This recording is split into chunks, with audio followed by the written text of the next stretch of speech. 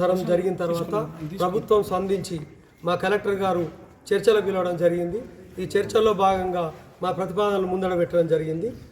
Madam నిన్ననే ప్రభుత్వానికి అన్నీ పంపించానని చెప్పారు. ప్రభుత్వం స్పందించి ఫ్యాక్టరీ నిర్మాణంని ఇప్పటికిప్పుడు ఆపివేయాలని తెలియజేయడం జరిగింది. దానికి మేము సంతోషిస్తూ రాబోయే రోజులలో ఫ్యాక్టరీని కంప్లీట్గా మా దిలార్పూర్ మండల్ దిలార్పూర్ గుండంపల్లి మధ్యన ఉండేది ఆ నిర్మాణమే కాదు, ఆ ఫ్యాక్టరీ ఇక్కడ నుంచి తరలించాలని మేము కోరుచున్నాము. అప్పటి వరకు మేము ఉద్యమాన్ని తాత్కాలికంగా ఆపివేస్తాము. దయచేసి ప్రభుత్వం ఈ ఫ్యాక్టరీ తరలించినప్పుడు మేము క్షేమంగా ఎలాంటి ఉద్యమాలు చేయము, ప్రభుత్వానికి సహకరిస్తాము.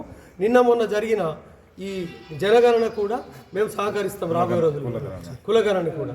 కాబట్టి మా కలెక్టర్ గారికి, ఎస్పీ గారికి మరియు వివిధ మా ప్రతిపాదన ఒకే ఒక్క డిమాండ్తో మేము అప్పటి నుంచి చేస్తున్నాము.